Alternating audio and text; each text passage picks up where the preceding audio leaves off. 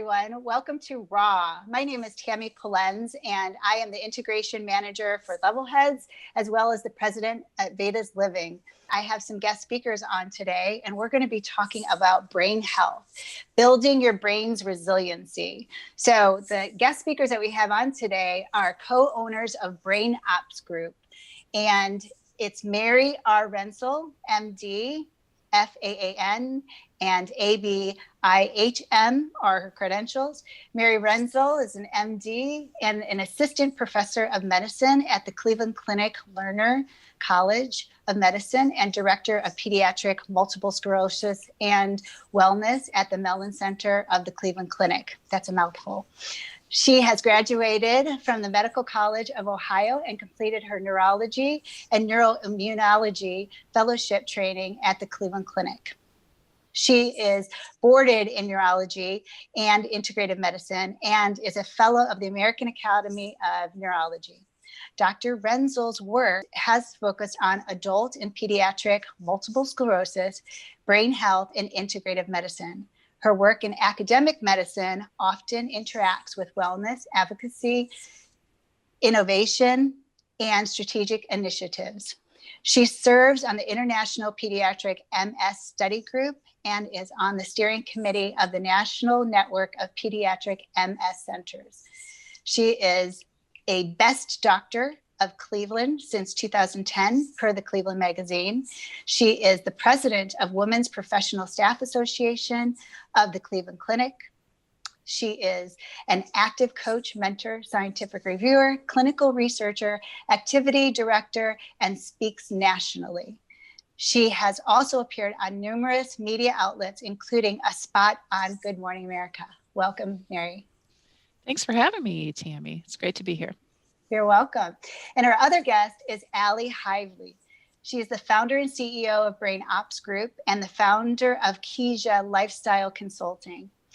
Ali Hively is the founder of Keisha, which is a company empowering busy women to feel their best through building habits of nutrition, mindset, and movement. It is our mission to help you take great care of yourself so that you can share your gifts with the world. I love that message.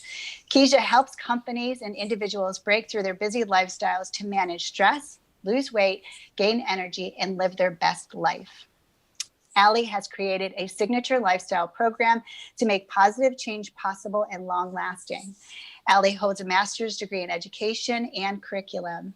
She has been in the health and fitness industry for over 15 years as a certified personal trainer, group fitness instructor, and nutrition and wellness consultant before starting her own company. Ali also teaches fitness classes and runs wellness programs. She gives presentations to companies focused on improving lives and productivity of their workers. Ali loves to cook, travel, and read. She lives in Chagrin Falls, Ohio, with her husband and her 3 little girls. Welcome, Ali. Thank you. So happy to be here. As you can see, these 2 ladies are just such experts, and this topic is so close to my heart. I love anything health and wellness, but I think that this is close to my heart too, because as I've started to age, and I'm sure this is the same for others out there, I've had conversations with friends, our brain sometimes doesn't function as well as we would like to, whether it's from like little, misses in memory, like we were like, what's that word on the tip of your tongue, which seems to happen a little more often as you get older, or some brain fog. A lot of women have issues with brain fog, and I don't hear that it's just women. I think with, gut health on the rise as declining, and so many other reasons that even men are having some, quick response issues that they'd like to improve. So really happy to have you both on here today. Thank you. So I'm going to start with a couple of questions, and you guys can just intermittently go back and forth in answering them. So first, we should, I think the most important question is, what does your brain do exactly? And I know that sounds like maybe a silly question, but I think most of us understand thoroughly that, that monkey up there can chitter chatter all day long and distract us. But it does more than just think and calculate. It's involved in so many processes of the body that we a lot of times take for granted. So I thought it would be a good place to start with you guys as the experts, maybe bringing some things to the surface that we've forgotten that our brain does. Right. Yeah. I think I'll start because I love talking about the brain. So I'll jump over anyone you to talk about brains. But yeah, so as a neuroimmunologist, this is what I've studied for 25 years. And one of my favorite things that happened recently is, our big national meeting of neurology. We have a professor come that's his whole, career. He studied brains. And what does he say? He's like, "Oh, it's hard to figure out, like, he said it's more complicated than Manhattan. Like if you looked at the island of Manhattan and you could see all the bits and parts of everything moving, he said it's more than that." We're also like, oh my gosh. So I think, as a neurologist, we hope it's attainable to learn about the brain, but it's honestly, there's so much to it. And his area of focus was something really neat that we don't hear a lot about, something called connectomes.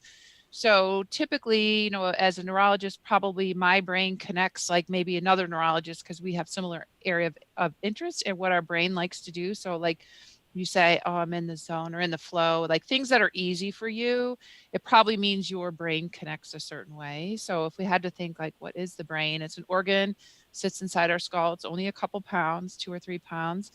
It actually is made of a lot of fat. So that's when nutrition is super important. So it uses electricity to connect. So, and it doesn't have its own blood flow. So it relies on all the blood flow around it and in it and through it. And it actually has its own lymph system, which is just a new discovery like a year ago. So, when you hear like if you know anybody who's had a mastectomy or something and their arm swells because of their lymph flow, it's a fluid kind of washes things away. Well, we didn't even know the brain had its own till literally like a year and a half ago. So we're still, like I'm saying, learning things about it. But, if you just think, okay, here we are midday, like what have we done so far today? Well, sleep takes many parts of the brain it's like an orchestra, like many parts of the brain have to work together, turn on, turn off for a good night's sleep, right? Because we're actually paralyzed during sleep so that we don't act out our dreams, right? So there's a part of our brain that is paralyzing us, parts that's helping us dream. I mean, there's all that you don't think about this, but even just sleep itself, there's many parts of the brain working together. Waking up. How did we all wake up? How did we get dressed? How did we saw? We heard. We spoke to people. Hopefully, balance. Going to the bathroom. Like all these functions we don't even think about, but it all comes. And then remembering what are we doing today? How are we going to structure our day? And then feeding the body. And we rely. The brain, I always say, sits up high on our shoulders, so it relies on good blood flow, and nutrition has to get up there. So the brain relies on us to feed it well and treat it well. And so it's doing a lot of things you don't even think about, and it's very complex. Wow. All those things that you're talking about, it's like, oh yeah, it does that. But they're things that we don't think about all the time. We think about the fact that we need it for some very specific, thinking processes or that internal channel, like I mentioned, but right. Balance and hormone regulation and to be able to see and so many other things. Mm-hmm. I mean, to be able to use your body, it's very involved. Mm-hmm. So there are probably many more things that impact our brain than we're really aware of throughout the day. What are some of the things that impacts our brain function? Yeah. So, some of the new ones are what they're talking about environment. So that's like the air, the water, the nutrition. I mean, Ali can speak to good, healthy nutrition. I mean, how do we give it? How are some ways we can get some good nutrition in there, Al? We know that's the challenge in a busy working day. Right. Absolutely. Yeah. I mean, I think just starting from the basics of like those whole food of a source as you can get, and really thinking of like the food groups, mainly vegetables, healthy fats, lean proteins, and then of course carbs are going to be important for energy. And so just kind of, looking over how do you take and make the brain function well, like we've talked about, you really need to notice like what you're fueling yourself with, because that's going to help to feed that organ, which is something we don't think about eating for. We think about eating for energy. We think about eating for weight loss or weight gain. We think about eating for, different things. But when we think about nutritionally eating for our brain, it kind of changes the light to help us. It almost feels more attainable, but then also it almost feels like so much more valuable when you think of like nourishing yourself so that you're able to function. And I think one thing that we always talk about, Mary, is like your gifts are all able to be expressed through your brain, because that's how you like act, and that's how you bring value to your workplace and your family and all of those things. And so when it comes to like all the things that impact, then understanding that like your brain is allowing you to have that positive impact in the world is another huge piece of the brain function that we don't really give our brain credit for. So that is a little bit off the track, but it's kind of going back to that first thing of like what else is it responsible for? So I think that that's a huge thing to remember. And then when you're thinking of like your lifestyle choices, that we'll kind of dive into more as we go on through this call, but like you're thinking of them in terms of how are they helping to serve your brain so that you can, you know, optimize it to be more of who you are. And so that's kind of a huge, not kind of, it is a huge piece of the whole puzzle, and it helps you to kind of reframe what your day-to-day actions are and realize that how the impact they have on yourself and then others too. I love the tie-in with personality. And that's one thing that I've never really heard when people talk about brain function, but really you see that with dementia, right? With older adults, when their brain health starts declining, their personality completely shifts, and maybe they become angry, or they don't seem like the same person that they have been for so many years. So I think that's really pretty important. I mean, even if we don't eat well, or we're eating the wrong types of foods, look at in the short term on a less acute level, how that impacts us. Like say somebody's hungover. We know that's a toxin, right? Toxin for the brain. And people end up irritable the next day. Well, it's because the brain function is being inhibited to its full potential. I would imagine that there's got to be a way to improve that resiliency. And when it comes to food, that's probably part of it, which I'm sure you'll get into here in a moment, but also just understanding that eating the wrong types of food can really impact you. We see that with alcohol. That's a pretty acute thing that we see right away. We see dysfunction very quickly, especially if you're tipsy, and then irritability the next day maybe, or fatigue, right? And you're not completely with it. But also, like, what about when people have medical conditions? If they have diabetes, or if they have gluten allergies, or they have an unhealthy gut. We hear about our gut is our second brain. And if your gut's not healthy, how can your brain be healthy? Those sorts of things. So nutrition is very, very important. We keep hearing about that more and more in the media. Yeah. And I think we kind of, a lot of times we don't link those two things, so, and that is the key, is that, it's just sitting up there waiting for some good fuel, right? And it can't get it itself, so you have to feed it. And it does matter for memory. It matters for focus. It matters for your energy. It matters for your thinking. It matters for your personality. It matters for your emotions. So really, if you want to have a good day, I would learn a few things. I mean, like I always say, I charge my iPhone every night, and I don't want to know how it works 100%, but I know it needs to be charged, so I don't throw it in the pool. I don't throw it in the ocean. I know I have to take care of it, but I feel like we know more about our iPhone, the care of our iPhone, than we do of our brain. Right. And so I think that it's time to change. I mean, it's the only thing that keeps us as working professionals. And like Ali said, the only reason I can help my community or serve my family or my friends is that my brain is working. If my brain stops working, I cannot do those things. So it's not a light task, right? So if the more optimal it is, and how do we do that? Like you said, you asked Tammy and talked about, and there's things we can do, which is great. And they're simple, and you just have to know about them. You have to be intentional about them. And so the research is suggesting what needs to be done. We obviously are still learning about it. Like I talked about, the first researcher who's been studying it for 50 years in a lab and still learning things, so it's a really amazing organ. And I think gratitude is a good place to start with it. Just say, my gosh, I didn't realize it's doing all these things for me. And if I want to be a functioning human in this society, at my optimal levels, which of course I do, of course, like, if we see anyone with dementia or early dementia, or it's just, it's heartbreaking to see someone change in front of you. And on this, the literature suggests there's things we can do now when we're healthy. And there's so many, like, even the impacts, Mary, like what are the statistics right now of people impacted? I think this is something huge to bring up too, just at the beginning of this conversation, or just to kind of set the tone of how massive of an issue that this is. And so, I mean, so the American Brain Foundation is a foundation that sponsors and funds different researchers throughout the U.S. And they have a stat: 1 out of 6 adults know somebody affected by brain disorder, and whether that be mental health, a physical disease of the brain, all of that it's a brain disorder, some kind of brain disorder. And I have 4 kids. So that means there's 6 of us. So that means at least one of us, has something that, with that stat. So, it's a hard stat to hear. 1 out of 6, that's pretty common. But the good news is, yeah. we can know.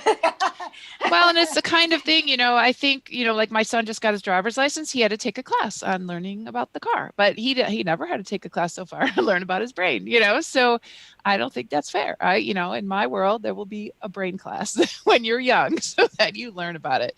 Because the best thing, like a young person, like, especially a teenager, young adults can do is not hurt it physically. So with trauma, so that's right. The best thing. And like you mentioned, there are neurotoxins.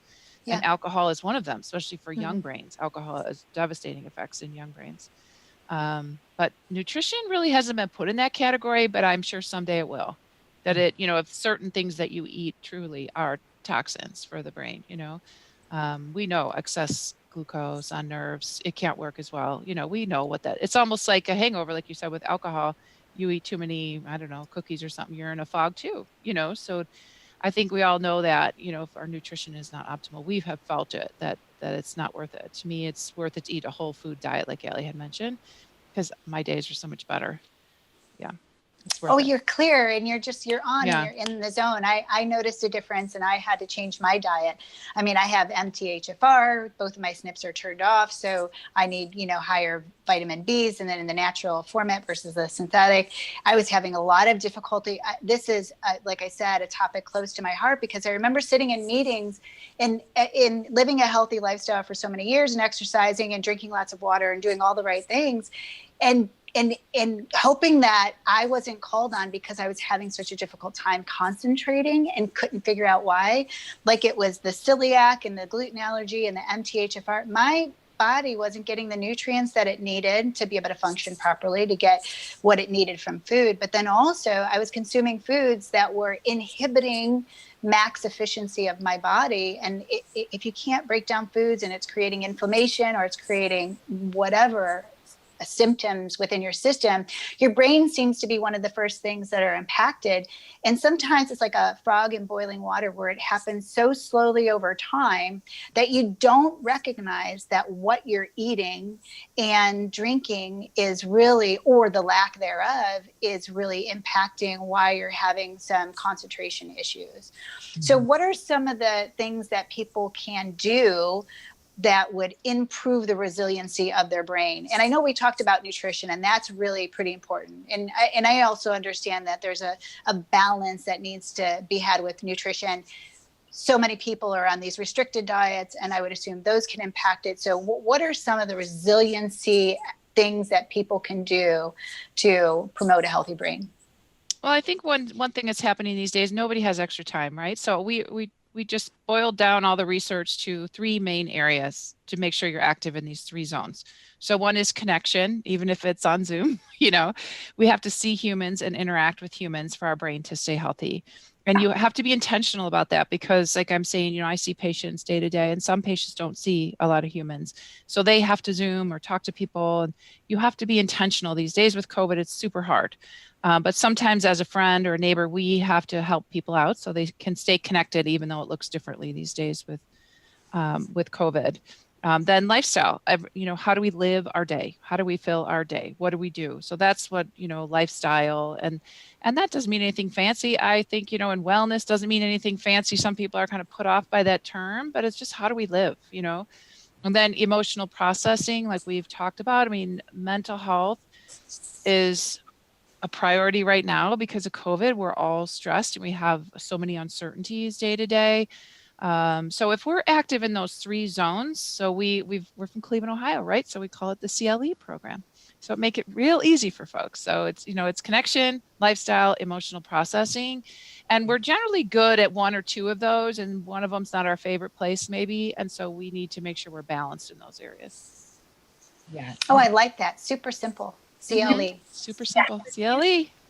Right. And I think that's what's so hugely important is to be able to, first of all, know what it is, which is what's so beautiful that Mary has boiled down the research to say these are the things, we can pinpoint these are the things. Now these things are more loaded than So they're not just nothing, but like when you think, oh, I can do that. That's 3 focuses. That's 3 things to do. And I know I'm going to be taking like the steps that matter. Because what we found is so many people are doing so many things that actually don't necessarily help. Like you're talking about restricted diets, or you're talking about over exercising, or you're spending all of your energy in one of the spaces and not balancing out your life so that you are actually processing your emotions and managing your stress and, focusing on mindfulness and your mindset and all of that. Or you're focused partially on lifestyle, but maybe not sleep, but you're like going really hard at exercise. So like understanding that you have to be active in all of them is what's hugely important. And then not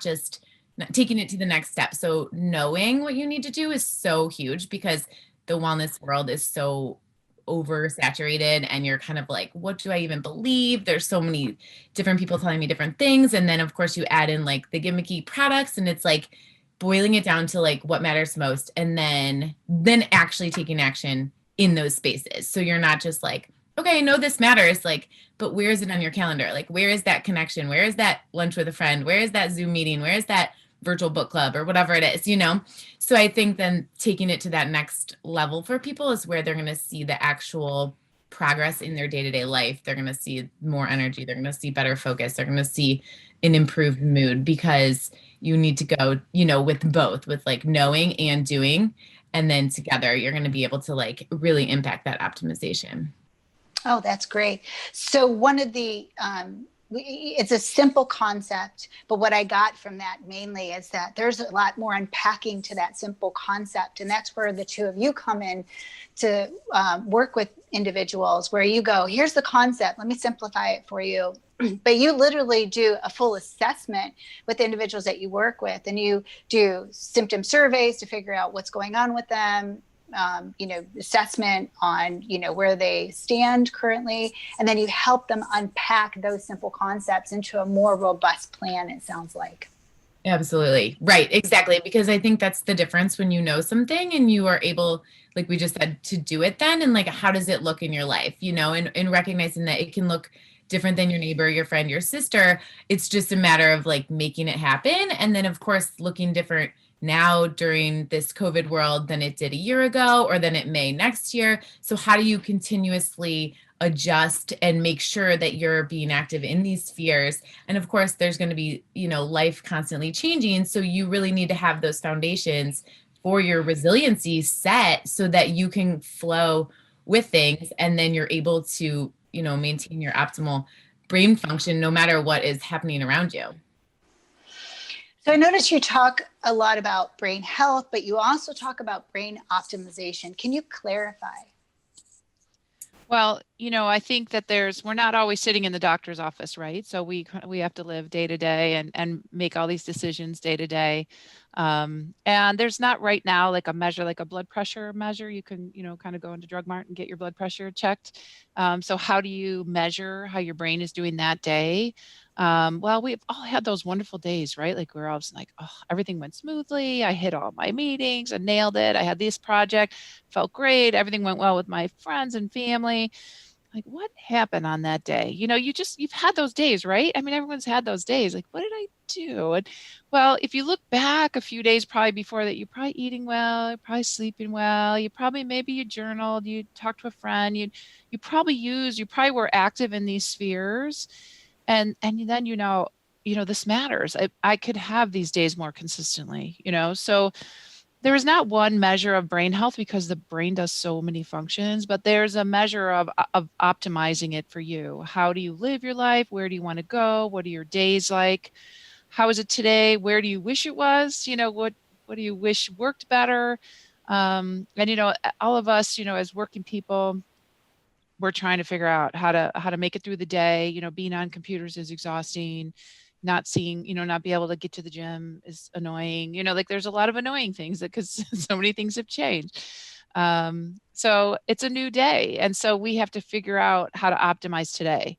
So we use the word optimization because there's not one measure of brain health. Like as a neurologist, I can do a neurologic exam on you and I can know that way, or we can do a cognitive exam and we can know that way.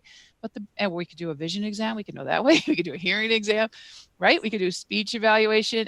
there's a lot of things the brain does, there's balance testing. So that's the difference, I think, is that we know when it's going well, and we know where we want to be. We want to be in that zone more often. And we know what we can do to get there. The research pretty much tells us what we need to do to stay in that good zone and to make plans professionally and get places, And I love how, sorry. I think like optimization in health, like you can be okay on a scan and still not be functioning optimally. So we're kind of trying to take it to that next level where it's like really up to your discernment. Like if it's getting you where you want to be and you're feeling the way you want to feel and all those things are happening, then that's where it's functioning optimally. So it sounds like to me, if your brain is functioning optimally, it's preventative. And if you maintain a preventative approach to your brain health, then you will have a healthy brain for a longer duration. We're looking at long-term benefits. And it's the one area where your entire health can decline. One of the most important assets on your body for you to have and live the lifestyle that you want to have, which is to have a full life with no restrictions, it's brain health optimization. Right. And the neat thing is, we tend to, a lot of people think about it right before they want to retire. They think, ooh, I better go do some Sudoku, or I better start doing Tai Chi or something. And, the neat thing is, like some of these researchers I was referring to, they're looking at these connectomes in babies, in preterm babies, and childhood, and looking at what impacts brain development and brain optimization, in kids and teens and young adults. So it's a continuum. And so that's where in my world, there will be a brain class when you're younger. So people learn about it and it gets on you're like, oh yeah, I should do something about that. It also helps you to celebrate what you are doing because yes, exactly. Mm-hmm. Right, like, so we've created this program for adults, which we'll have to filter down to children as time goes on, right, Mary? To me, right, exactly. But when you're noticing that, like, oh, I should pat myself on the back and I should keep this up because I am doing this. So once you understand and know what matters most, then you can celebrate the fact that you are doing it if that's the case, and like what little tweaks do you need to make to continuously optimize versus just thinking like, oh, another thing. Like, so I think that's a huge piece of it too, is like really recognizing and celebrating the things you are doing that are going to help you optimize that, which is a huge piece. Yeah. Exactly. So one of the things that I think a lot of people are curious about, what are some of do you have an example of somebody who hasn't taken care of their health? And what I mean by an example is we know when people neglect their health, the outcomes of that. We know that some of those outcomes, like dementia, we think are genetic, but we can have an impact on that. Are there subtle things that we can look for that help people assess when their brain health is declining? Do you have examples of that? Yeah, as folks hit a certain age, their primary care doc will do an assessment, like a cognitive test each time, like every year. They'll go and, get that done. If there's anything slipping, then they test like vitamin levels, like you had talked about. So B12 is a common one, or a thyroid level. Just looking at the blood count, make sure there's no anemia, things, so there are some medical conditions that can really affect how quick the brain responds and how well it does.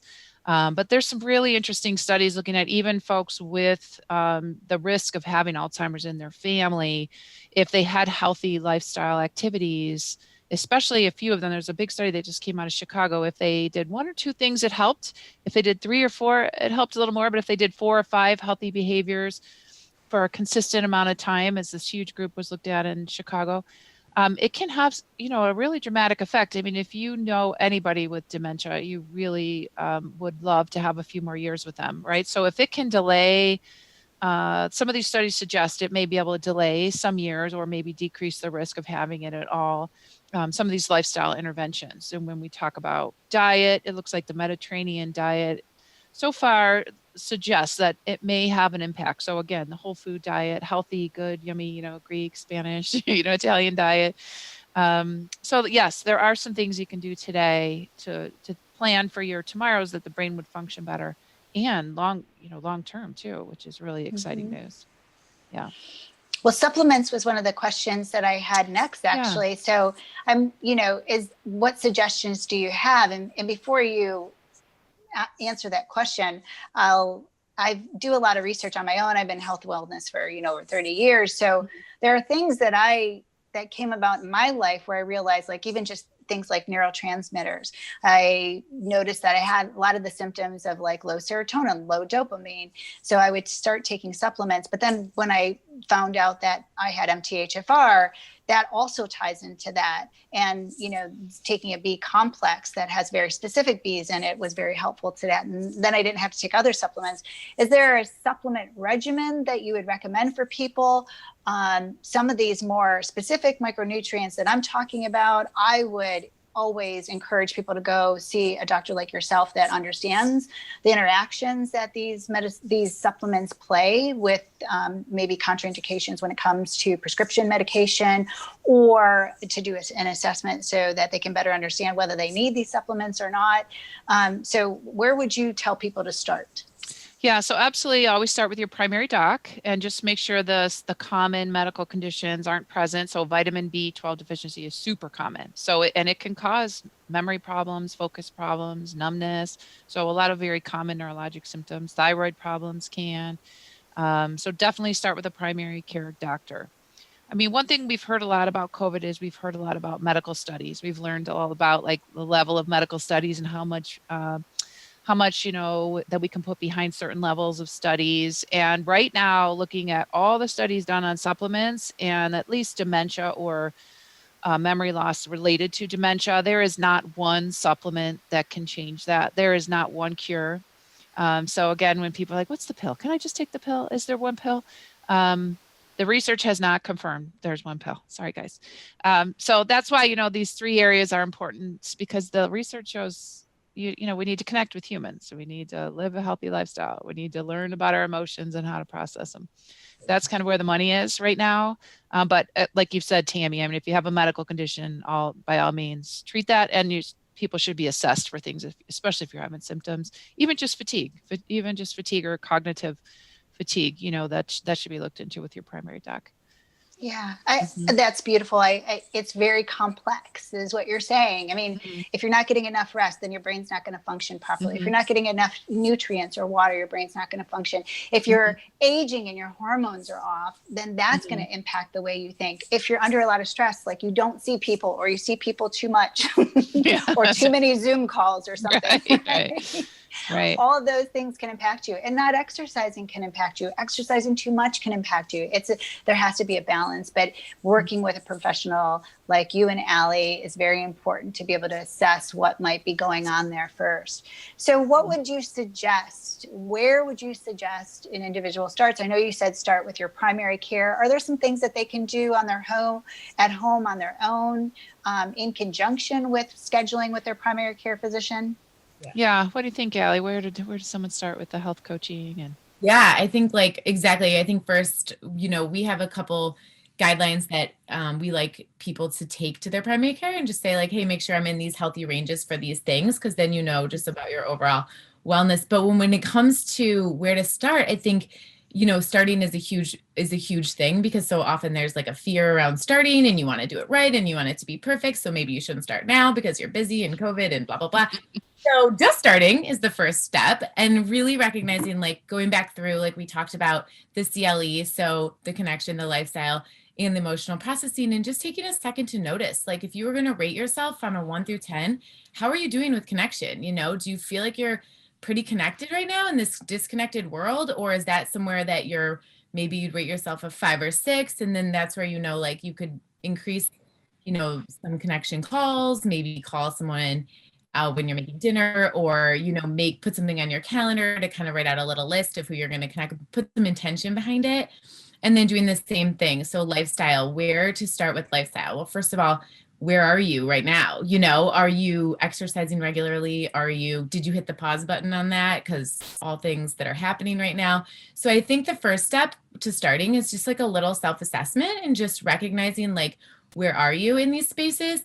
Again, when it comes to lifestyle, we broke it down to this simple lifestyle, but it does go beyond that. So where are you in sleep? 1 through 10, how often are you sleeping really well? 7 to 9 hours? Are you getting, good quality morning routine, afternoon routine, the quality of your sleep, all of that matters. And then same thing with nutrition, just what does that look like if you're giving yourself a rating? And so noticing where, if you're starting, like, what are you going to put your energy toward? And there's two things that we encourage people to do. And one of them is like, pick something easy. So if it's water and you're not doing enough water, if you're getting to bed too late and you can go to bed 20 minutes earlier, scooch it up a little bit each day. If it's emotional processing, like, pick something that feels kind of simple, maybe adding a 5-minute meditation in your day that would go under emotional processing and like stress management.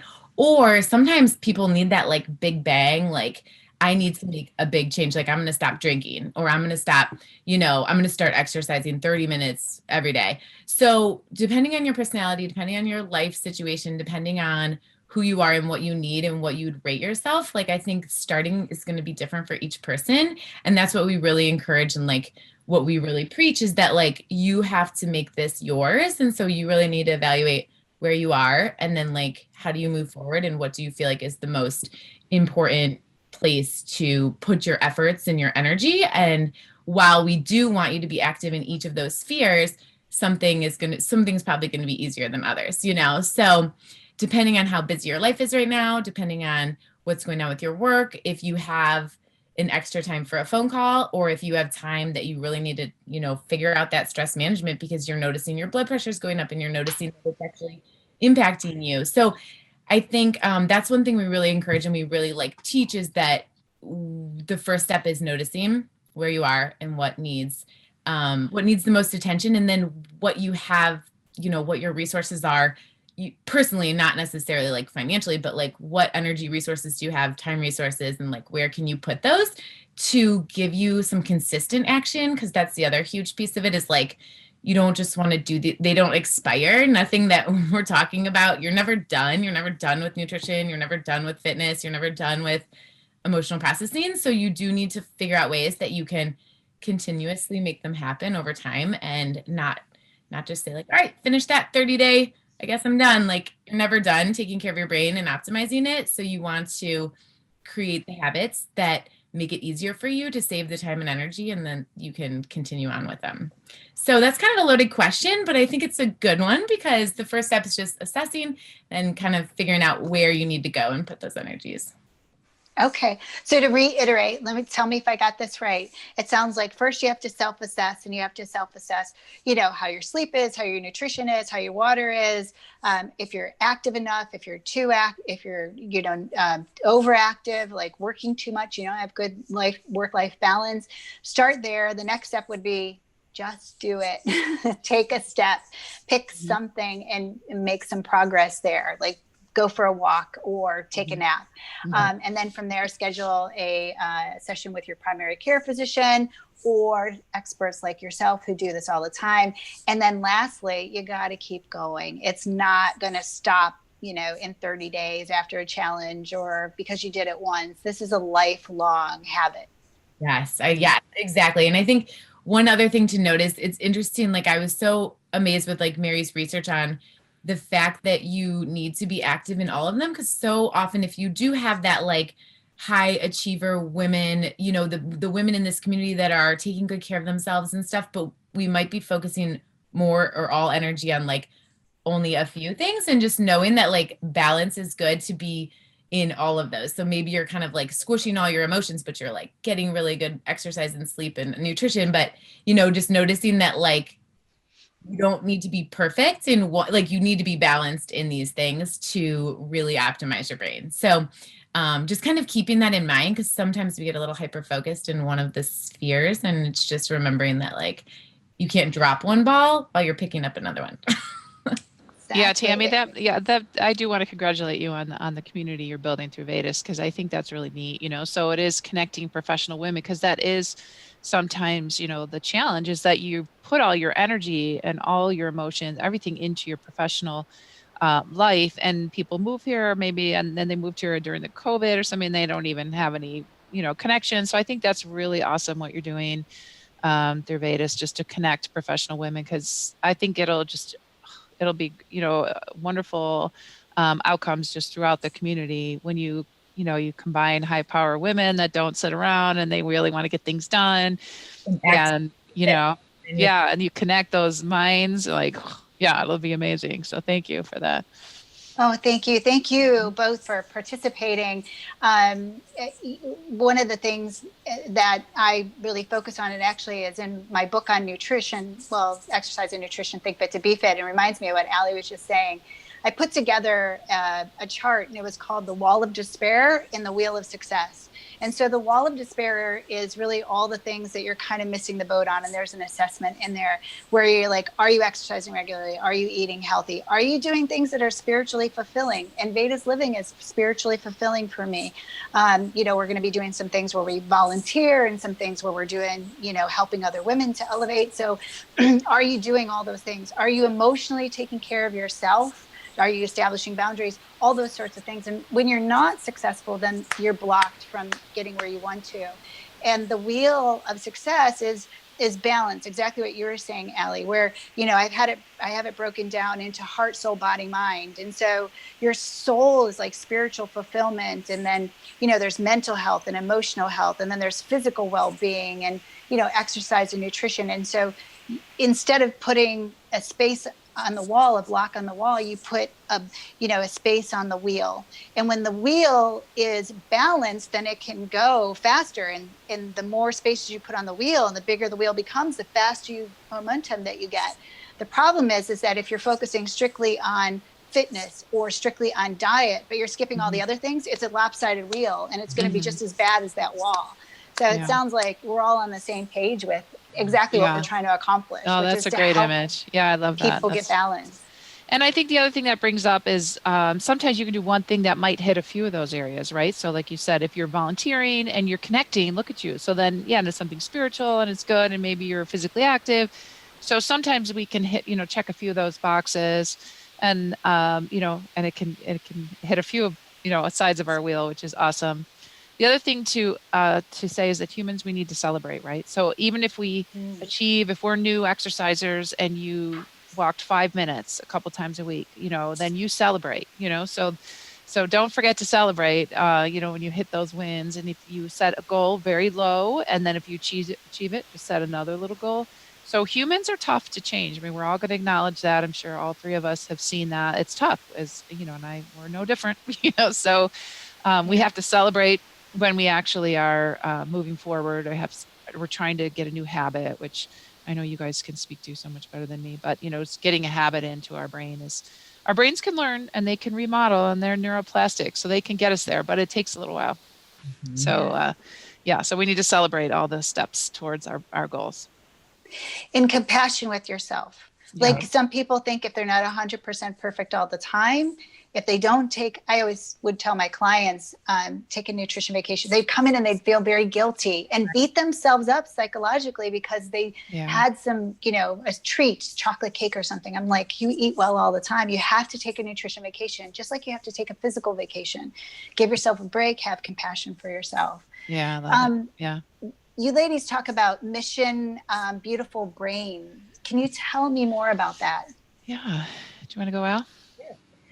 So Mission Beautiful Brain is our program that is geared toward caregivers. So it's for those women specifically, although men for sure too. It mostly speaks to, or it's, we're kind of talking to women because women are born caregivers, and Mary can speak to the women's brain after this in a second. But what we found is like caregivers need so much more support. And then also like a lot of the research Mary has done, it shows that when you support the caregiver, then the care that they're able to provide can actually help the patient and the person to thrive. So like I said, you can dive into the research. So we created a 6-week program, which we gave away. Actually, we should probably do another giveaway of that again, Mary.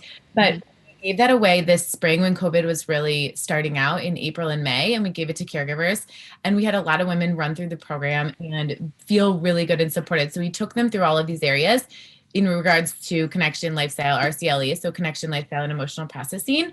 And we provided the lessons and the support, and then also a group weekly call on Zoom. And it was really beautiful because it was just an opportunity for women to connect and, get the actual scientific evidence-based research on like what to do. And of course, everyone was kind of figuring out what to do, but like this matters most to helping you take care of you so that you can then go provide the care. So it goes along with our framework, which we have created then another program that's geared more toward professional working people, men and women.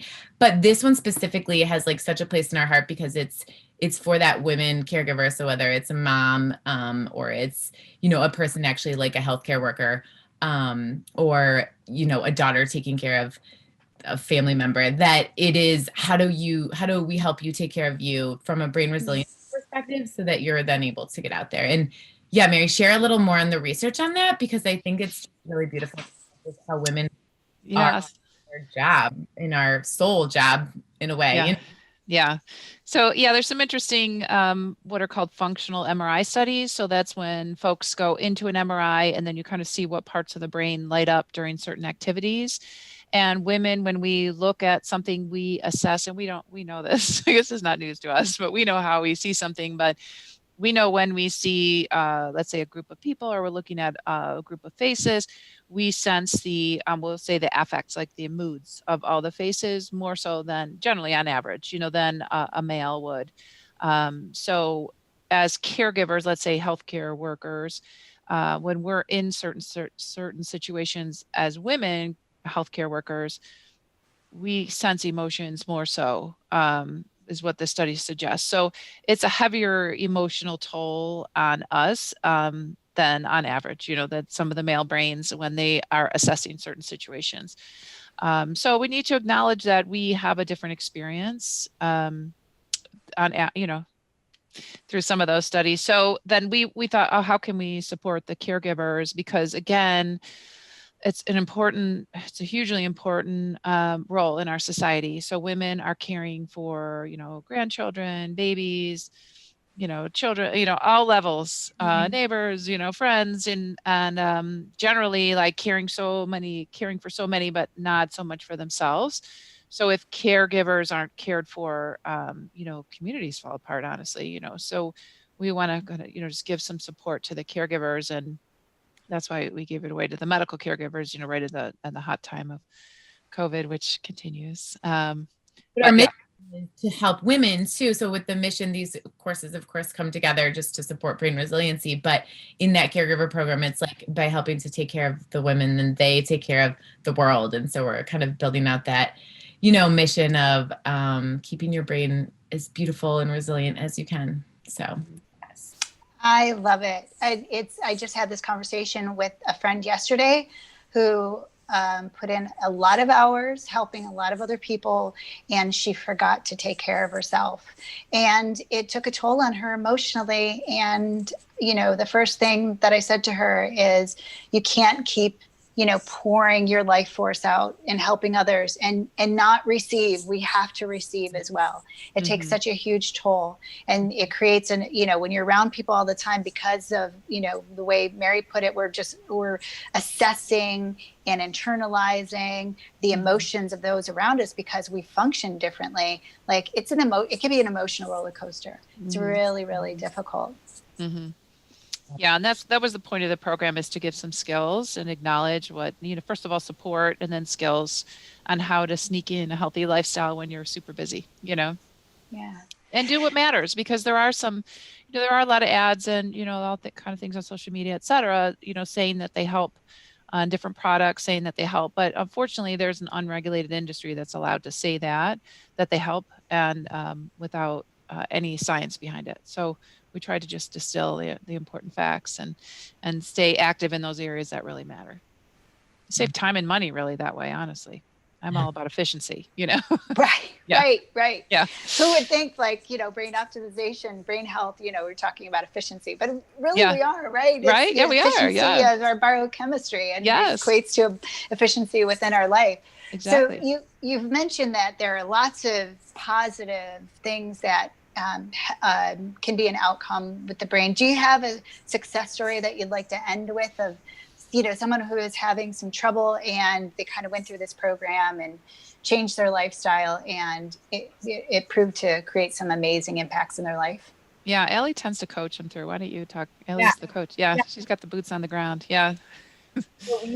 We gave this presentation to a group of like 450 women physicians last September? Yeah, last September in Scottsdale. And through that, we met a woman physician from Oregon, and she was currently just experiencing so much fatigue, I would say, most mental and with work, and just kind of feeling like, her light was being dimmed, I will say, because just the balancing of work, being in the caregiving profession, being a physician, and then also just her work situation, which of course everyone experiences, just that like, disconnect from the management and whatnot. So she joined our program this past winter, last February, after meeting her in Arizona. And she has just been such a beautiful story. It's just with combining the connection and helping her to figure out the routines of like, how do you work nights and take care of sick kids in the pediatric, ICU, and then still go home and like squeeze in a workout? How do you get healthy meals in? And so we, figured out that she actually couldn't make the healthy meals. She needed to outsource that. So like, that's okay. You don't have to do it all on your own. So figuring out through going through the program and just kind of taking it piece by piece of her life, like, how do I, do this connection piece when I'm single and I'm working a million hours that are weird? How do I build this in? And then how do I take my lifestyle and like, I don't need to cook the food or grow it. I just need to eat it. So how can I that, allows me to do that? And then how do I adjust my sleep? And how do I get these exercise in when I used to go to the gym and now whatever. Everyone's full of reasons, which are really real. So just recognizing that. So she, then how do I process all these emotions, which is honestly one of the most impactful thing with coaching. So like with the groups, because you're able to take a second and just like we are on this call, just kind of talk through what's happening in your life and noticing like, oh, I guess I didn't really, give that any credit and it's still bothering me or whatever. So as we put these things together for her, it's been so beautiful because she actually ended up getting another job in Washington and moving and just totally leaving the situation since February behind. Now she's in Seattle, and she's just totally reestablished on her habits and her routines and just kind of shifting that whole mindset. And it's all because she's been active in these spheres, where before it was like, I can speak for a lot of professional women, like we said, like as she was kind of focusing on one thing or another, she would let the balls drop. So just kind of like incorporating that well-rounded approach. And I think part of it is the accountability of like, first of all, speaking to her specifically, like she wants to know that what she's doing matters. So it's like, this is based in evidence, so she can really get behind it. And it's easy to be like, okay, I'll do this because I can trust that this is something that matters.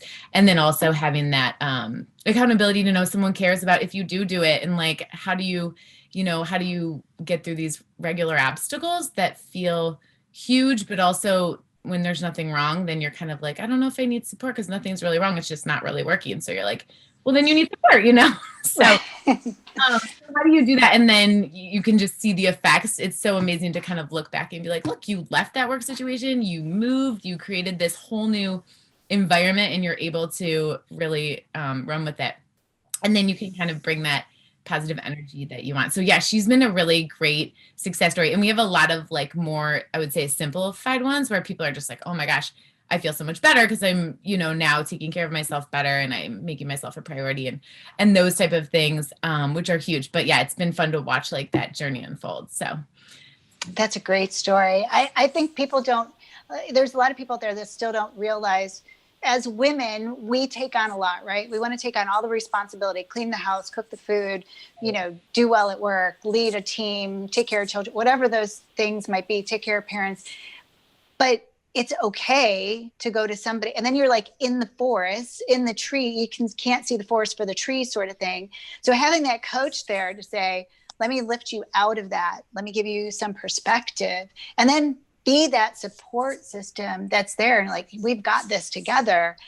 A lot of women are just not used to having support. And that's one of the reasons why I wanted to start Veda's Leaving. So everything that you're saying completely resonates with me. It's about being supportive to other people where you can help them see things a little bit differently. And in gaining a new perspective, they change their whole life. And that to me is just amazingly rewarding. Right. Yes, exactly. And talked about like optimizing, like she was functioning just fine, right? I mean, I guess you could say from like a function standpoint, like she was going to work, she wasn't like not functioning, it's just like not optimally. And so that was kind of like another piece to just recognize, like, just because you're functioning doesn't mean that you want to stay where you are. And you can also optimize, and so that you actually, you know, are more fulfilled by all the things, or your gifts are able to be, like, we always go back to that, like your brain is helping you to share your gifts, so like that you're able to do that more, and people can benefit from that around you too. I like that you used fulfill. It's not just about efficiency and optimization all the time. That's part of it. But feeling fulfilled is another huge component, because you can get all the other things right, but if you don't feel like this is it, this is where I'm supposed to be, this is what I want to be doing, and I feel like my cup is full and emotionally spiritually fulfilled, like, what's the purpose? You kind of lose that purpose. Right. So you guys have such great information. I love talking to you every time. I remember I met Ali at Whole Foods, and I don't even remember how we started the conversation, or how it was an event at Weed Cleveland. And so we met at Whole Foods, and we were just, you know, back and forth on these topics, because it's a fun conversation for me. And a lot of people ask me these questions. So I thought, no, we've got to do this together. We've also talked about putting an event together. We will definitely do that in the future. We're talking about doing some brain balancing activities with some brain healthy food, and then a presentation by you and Mary that can help women to feel, you know, educated on the topic, and have some steps for getting a healthier and obtaining a healthier, more efficient brain. How can people get a hold of you and stay in touch for future events and programming? Yeah, great. Yeah, we wish we could be in person. We're with you. We're with you in spirit. Yeah, but yeah. Well, to start with our website, brainopsgroup, and .com, and I'm on LinkedIn, Dr. Mary Rensel, and we have a brainopsgroup@gmail.com to make it easy. You'll find us on Insta. Go ahead, Al. What do you want to add? Oh, that's great. I think that's, I mean, we're definitely, I mean, we're on Facebook, LinkedIn, Instagram, and then our brainopsgroup.com is probably going to give you the most up-to-date information about, if you are interested in just learning more about, you know, being in touch and connecting. So we always try to share some tips, some extra videos on a little more specific, like bite-sized 2 or 3 minute things on that website. So feel free to check that out. Yeah. Mm-hmm. I love it. Yeah. So I thank you both again for coming.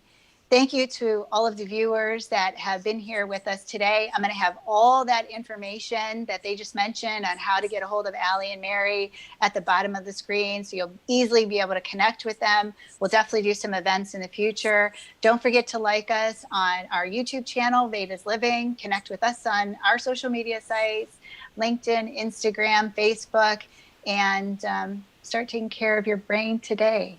Today's the day, right? Yeah. Yes. Thank you, everybody. Yes, Namaste. Stay well.